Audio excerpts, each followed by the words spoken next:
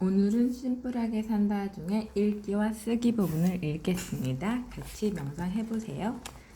읽을 수 있는 만큼의 책. 대부분의 책은 한 사람의 개인적인 관찰에 근거한다.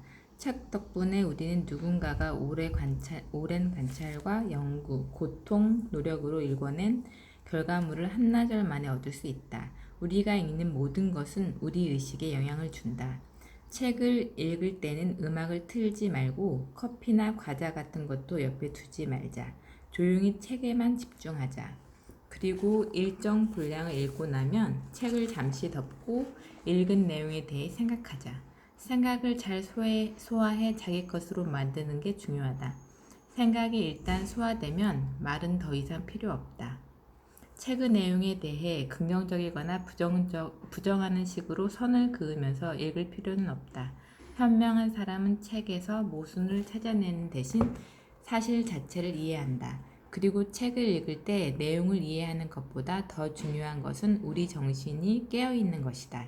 자신이 소유한 물건에서 벗어나지 못하는 사람이 있는 것처럼 자신이 읽은 것에서 벗어나지 못하는 사람도 있다. 책을 지나치게 많이 읽는 행동도 에너지를 소진시킨다. 읽을 수 있는 이상의 책을 소유하지 말자. 중요한 것은 작가나 책의 권수, 책의 두께가 아니라 책의 내용이다. 책만 많이 읽기보다는 읽기와 쓰기를 병행하자. 읽고 있는 책에 관해 메모하면서 생각과 의견을 정확하고 명료하게 표현해보는 것이다. 이런 식으로 이해하면서 읽고 쓰는 것은 자기 것이 된다. 그리고 그렇게 자기 것이 된 내용은 우리가 살면서 겪는 일들을 더 풍성하게 느끼고 이해하도록 도와준다.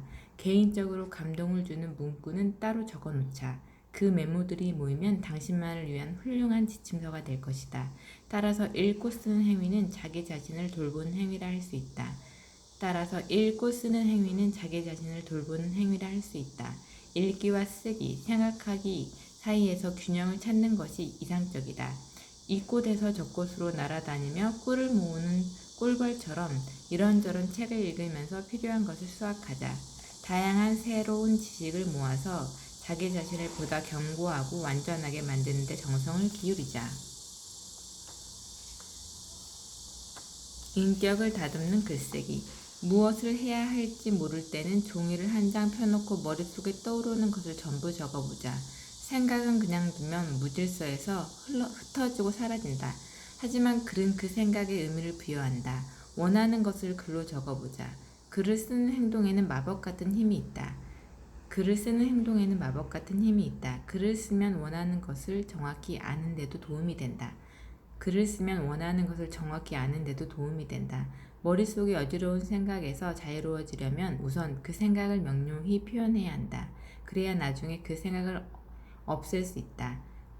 그런데 어지러운 어떤 생각이 일단 정리되고 나면 그 생각 때문에 쓴 글은 모두 없애야 한다. 글은 좋은 일에 대해서 쓴 것만 남겨두자. 그리고 힘든 시기가 찾아왔을 때 그 글들을 꺼내서 보자. 그 글들은 당신이 풍요롭고 충만하고 즐거운 시간을 보냈음을 일깨워주며 에너지를 줄 것이다. 글을 쓰는 것은 자기 자신과 관계를 맺는 일이기도 하다. 글을 통해 자신과 만나는 행위에는 지성과 직관, 상상이 동시에 개입한다. 자신이 어떤 사람인지 정확히 모른다면 어떻게 삶의 방향을 정할 수 있겠는가? 글을 쓴다면 자기 자신을 알고 이해하는 데 훨씬 도움이 될 것이다. 글을 쓴다면 자기 자신을 알고 이해하는 데 훨씬 도움이 될 것이다. 화가 날 때도 글을 쓰자. 글을 쓰는 것은 문제를 한 발 물러서서 볼 수 있는 좋은 방법이다. 그 문제를 더 이상 자신의 것이 아닌 것처럼 생각할 수 있다. 그리고 글을 쓰는 것은 마음을 가라앉히는 데 또 효과적이다. 마음을 글로 다 비워내고 나면 편안하고 평화로워질 것이다. 자신을 위한 노트를 마련하자. 그리고 거기에 쓰고 싶은 것을 쓰면서 마음을 들여다보자. 기억의 힘. 머릿속에 있는 것을 떠올려보자. 기억의 서랍을 하나하나 열어보고 외운 것을 읊조려보고 책에서 읽은 좋은 글을 되새기는 것. 이것이 기억력을 기르는 좋은 방법이다. 혼잣말을 이 좋은 글귀를 외워보자.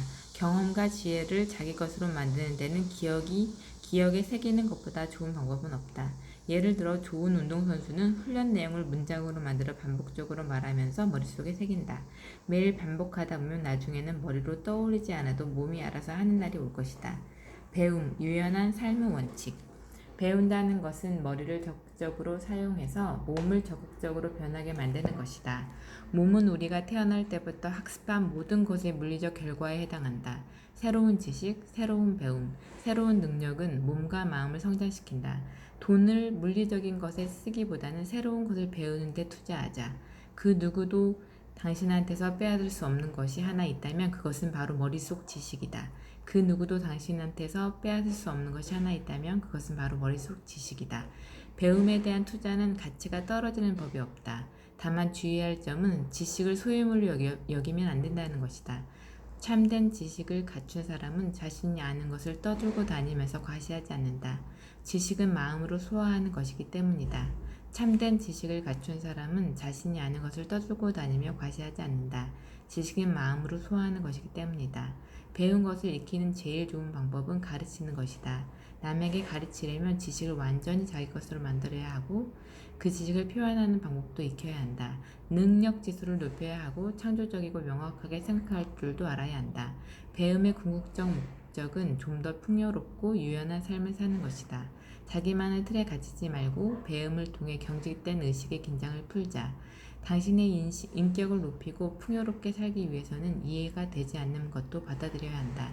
새로운 지식이 자신의 고집이나 선입견에 부딪혀 자리를 잃는 것은 안타까운 일이다. 배움의 목적은 좀 더 유연한 삶을 사는 것이다. 자신의 고집에 부딪혀 새로운 지식이 자리를 잃는 것은 안타까운 일이다. 읽기와 쓰기에 대한 내용이네요.